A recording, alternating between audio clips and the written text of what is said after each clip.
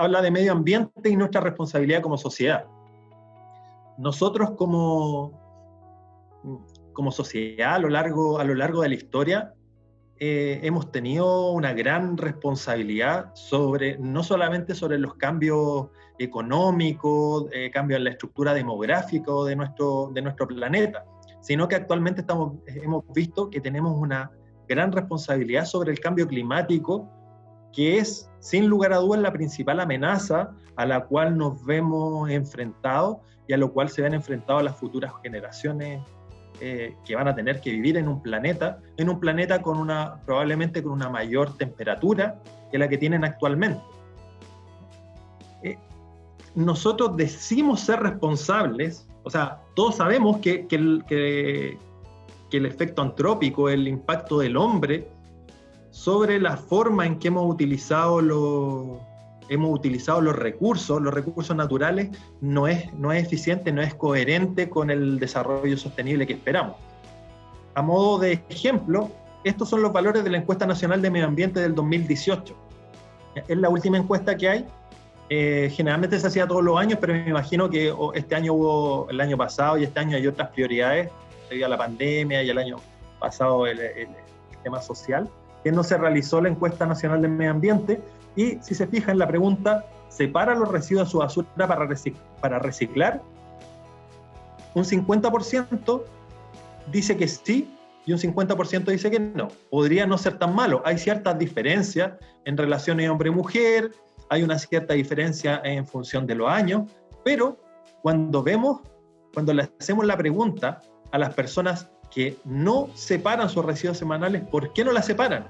Y vemos que las principales respuestas están dadas porque dicen que no hay dónde, falta de costumbre, no vale la pena, falta de tiempo y comodidad. Esto deja patente que muchas de las personas ven el tema del reciclaje y el esfuerzo como un tema que les complicaría un poco la forma en la que gestionan sus residuos, pero vemos que tampoco están dispuestos a hacer un esfuerzo. Entonces esto también es un poco el reflejo de nuestra sociedad, porque lugares donde reciclar sí hay. El tema es que, claro, no es igual de fácil que echar toda la basura junta en un mismo tacho de la basura y mezclarla toda. ¿Ya? La falta de costumbre, esa es una opción personal. Decir que no vale la pena también es una opción personal, y la falta de tiempo y comodidad también lo es. En el marco del reciclaje, ¿cuál es la importancia del reciclaje en el ciclo de vida de los productos y servicios? Para los que no saben qué es un ciclo de vida del producto, esto tiene que ver cuando se empiezan a construir las partes de un producto. Imaginémonos aquí en este ejemplo una fotocopiadora, puede ser un refrigerador, una lavadora o cualquier producto que nosotros consumamos, parte con el aprovisionamiento de las partes, después sigue la secuencia de la producción, donde se incorpora el transporte, luego viene un uso el que nosotros les damos. Todos los productos, los electrodomésticos tienen algo, o sea, han sido programados en general para tener una vida útil. Anteriormente había lo que se llamaba la obsolescencia programada, que por ejemplo, en el caso de la impresora duraba muy poco, y donde prácticamente el reciclaje no era una alternativa porque los productos no estaban diseñados para reciclarse. Pero actualmente vemos que cada vez este link entre uso, reciclaje y volver a la cadena productiva quizás se va haciendo un poco más común, y todos sabemos que podemos reciclar los plásticos, los distintos tipos de plásticos que tenemos, y podemos reciclar una gran cantidad de los residuos que nosotros disponemos en nuestra basura. Para ver el impacto que tienen distintos tipos de productos, existen lo que se llaman las huellas ambientales, que seguro que han escuchado la huella del CO2, la huella del agua, y en términos de un ejemplo, podría decir, esto es una estimación general, ¿ya? Pero es bastante cercana a la realidad, que 1 kilogramo de queso, por ejemplo, implica 12 kilogramos de CO2. Esto es equivalente a consumir 12 kilogramos de zanahoria, y es equivalente a 6 kilómetros de un auto que funciona a gasolina. Esto quiere decir que nuestras opciones de consumo, dependiendo de las alternativas, tienen un impacto, ¿ya? Que se valora en este caso en 12 kilogramos de CO2. ¿Qué es lo que ha pasado con las huellas ambientales cuando las vemos a nivel per cápita? ¿Cuánto nosotros, o sea, cuánto yo como ciudadano, como individuo de un país, cuánto contamino al año? Vemos que un país como Perú contamina 2 toneladas de CO2 al año. Chile es mucho más, o sea, es mayor, duplica la cantidad de toneladas de CO2 que Perú. Estamos muy por abajo de un país europeo y muy por abajo, efectivamente, de un país como Estados Unidos, pero cuando vemos cuánto era nuestra huella, estas son estimaciones en base a investigaciones, el año 1960, nuestra huella per cápita de CO2 era 1,7 toneladas y en todo este tiempo, en la estimación está en 50 años aproximadamente, hemos triplicado nuestra huella per cápita. Esto quiere decir que estamos consumiendo una mayor cantidad de bienes y servicios que quizás no necesitamos, y esta es la realidad de nuestro país. Y la realidad nos dice que vamos a ir consumiendo mucho más. ¿Cuál es el otro problema que tiene que ver el consumo? Que la mayoría de nuestra sociedad y el funcionamiento de nuestro parque de automoción, de nuestras empresas, nuestras centrales térmicas, de las cuales nos proveen de energía eléctrica, no a nosotros en la zona sur, pero en la zona norte sí, provienen de carbón, provienen de combustibles fósiles como el petróleo, ¿ya? El petróleo, todos sabemos, en algún momento se va a acabar. Pero yo siempre les digo hay una pregunta que la voy a mirar. No, es Ángeles. El petróleo nunca se acabará. El petróleo nunca se acabará y siempre ustedes les van a ver en la noticia, en un reportaje de Discovery, en un documental, que dicen que el petróleo va a durar 50, 60 años más. Pero en realidad el petróleo, yo digo que nunca se va a acabar básicamente por la distribución del petróleo. Estos pinchos indican a nivel mundial más o menos dónde están los pozos petrolíferos más importantes y las reservas probadas más importantes, ya sea de la OPEC o países que no forman parte de la OPEC. No está distribuido de manera equitativa en todo el mundo, y lo que va a pasar en algún momento en que un país como Chile, países que no tenemos combustibles fósiles como el petróleo, no va a ser rentable estar importando petróleo desde Venezuela o desde países del África subsahariana. Y otro punto importante es que históricamente en este gráfico podemos ver cómo ha evolucionado la participación del petróleo, y en el eje Y van a poder ver la participación en la composición de la materia energética, donde el pic del petróleo se alcanzó en la década del 80, 87 aproximadamente, con un 50%, y la participación del petróleo ha ido disminuyendo, es decir, que estamos consumiendo más energía, pero estamos consumiendo de otras energías también, que lo vamos a ver a continuación. El petróleo no se va a acabar porque anteriormente, un siglo antes, utilizábamos la materia energética, se sustentaba en carbón, y el carbón no se ha acabado, ha disminuido su consumo, pero no se ha acabado. ¿Y qué es lo que pasaba otro siglo antes? Teníamos madera, y la madera tampoco se ha acabado. La madera era el sustento energético de toda nuestra sociedad y no se ha acabado. ¿Qué es lo que va a pasar? ¿Qué es lo que está pasando y qué es lo que va a pasar? Que el gas natural va a irrumpir, que van a aparecer otros tipos de energía, la nuclear, aunque no lo queramos, en algunos países que no tienen una gran cantidad de recursos naturales, siempre va a ser una alternativa. Y las energías renovables estamos viendo que van a crecer en su participación. ¿Y qué es lo que va a pasar con el petróleo? Cada vez va a ir disminuyendo su participación, pero no va a desaparecer. Pero aquí no termina la historia, ¿ya? Y el cambio climático, ¿qué tiene que ver? ¿Por qué es importante? Vivimos en un país, en un planeta complejo y dinámico, donde en esta imagen nosotros vemos una ciudad que está de alguna forma afectada por una temperatura, hay una aridización del terreno, hay una disminución de la vegetación, y nosotros, como sociedad, somos responsables de este cambio climático. Este es un modelo, esta es una imagen en términos reales de la complejidad de todo lo que afecta a nuestro planeta y a nuestro clima, donde hay corrientes de aire, hay corrientes oceánicas, hay distintos tipos de procesos de formación de las nubes, y todo eso está interrelacionado de alguna forma con los gases de efecto invernadero, con la forma que nosotros realizamos nuestros consumos. Hay múltiples formas, hay múltiples piezas que forman parte de un todo, que anteriormente se decía que nosotros, hay personas que son reticentes, que son escépticos en torno al cambio climático, y que dicen que nosotros no somos responsables del cambio climático porque esto se ha originado a lo largo, hay periodos de interglaciación y glaciación a lo largo de distintas eras. Pero los modelos, este es un modelo atmosférico que es una representación abstracta de la realidad y que lo hemos obtenido a partir de modelos matemáticos. ¿Ya? Lo hemos obtenido a partir de modelos matemáticos, modelos meteorológicos, y que nos indican efectivamente y se acercan mucho a la realidad. El modelo nos explica qué es lo que sucede, pero los modelos en realidad nos sirven para ver qué es lo que pasa con el mundo cuando nosotros le damos pequeñas patadas, cuando lo afectamos de alguna forma con nuestro comportamiento, con la forma que tenemos de consumir, con la forma que tenemos de emitir gases de efecto invernadero.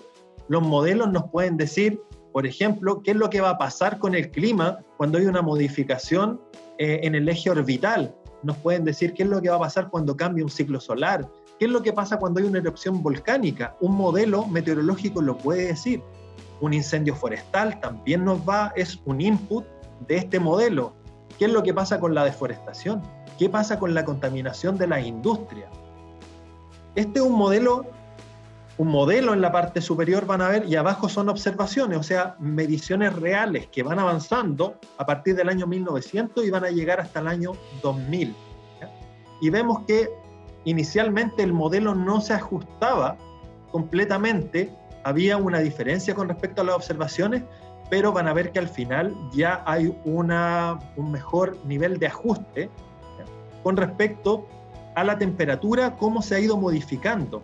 Y aparte que vimos que ha ido aumentando el color y la temperatura, que indica que efectivamente estamos sometidos a un cambio climático, nos dicen que el modelo se ajusta a las observaciones bastante bien. Y el modelo nos dice que el CO2 es el principal responsable, y CO2 del cual nosotros como sociedad somos los responsables. El futuro es incierto, y de alguna forma quiero dejar en ustedes, en cada uno de los participantes, esta visión de que podemos hacer cosas, no está todo perdido. Esta imagen nos dice en la imagen superior que si aplicamos algunas técnicas de mitigación, luchamos contra el cambio climático, vamos a tener temperaturas va a aumentar en 3 grados Celsius, en algunos lugares 4 grados Celsius, sobre la temperatura media mundial, que a este año es aproximadamente 14 grados Celsius, es el promedio mundial de todos los meses y en toda la Tierra. ¿Ya? Y si aplicamos medidas agresivas, como lo que esperamos que tienen que llegar de acuerdo a las naciones, prácticamente no va a haber un cambio, aparte de en los polos, que son los que están un poco más afectados.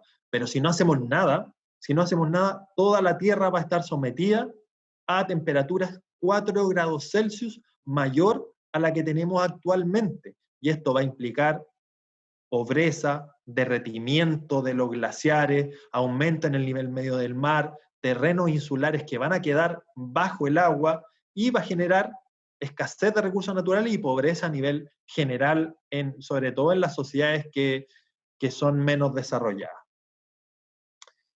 A mí me gusta siempre comentar esta frase de Francisco Álvarez Molina, que dice: el que crea que en un mundo finito como es la Tierra, el crecimiento puede ser infinito, o es un loco o es un economista.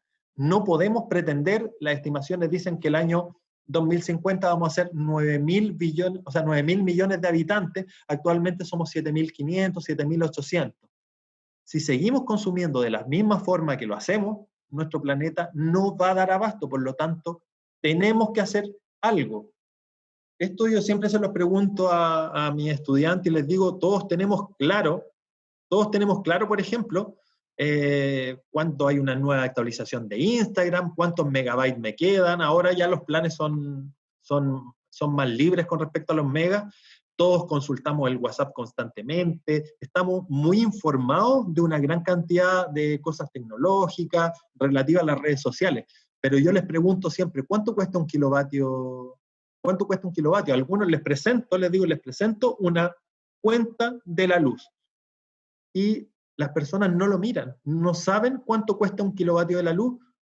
Aquí se los presento y hagan el ejercicio en sus casas. Empiecen por mirar cuánto están gastando, cuánto están consumiendo, y que se den cuenta que sus patrones de consumo, la forma en la que ustedes utilizan el agua, la forma en la que utilizamos la energía eléctrica, es un punto que podemos cambiar. Siempre la mejor energía va a ser aquella que no se consume, ¿ya? Por ejemplo, para tener encendida una ampolleta, que es verdad, ahora las que tenemos en muchas casas son de una tecnología LED, pero cuando eran bombillas incandescentes, para tener una bombilla como esta encendida durante todo un día, esto implicaba esta cantidad de carbón, una carretilla de carbón de características de antracita que se quemaba en una central térmica, y todo esto en realidad era lo que nosotros estábamos quemando para poder tener la energía eléctrica encendida durante todo un año. Pero ¿qué podemos hacer? ¿Qué podemos hacer para consumir menos? Para luchar de alguna forma nosotros como individuos, como individuos de una sociedad y que queremos ser responsables. Al menos podría hacerme la pregunta, ¿qué pasa si no como tanta carne? Antiguamente, si ustedes les preguntan a sus padres o sus abuelos, no se comía tanta carne, las dietas se basaban más en leguminosas, la proteína la obteníamos de ahí. Ahora en Chile y en muchos países somos campeones mundiales del asado y buscamos excusas para comer carne en todo. Y las huellas ambientales de la carne son muy importantes, se emiten una gran cantidad de CO2, óxido nitroso, metano, producto del consumo de la carne. ¿Qué pasa si me abrigo más en invierno?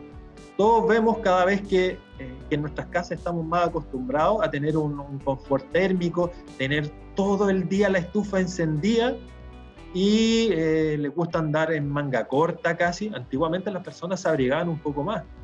Mejorar la aislación de las casas, ¿no?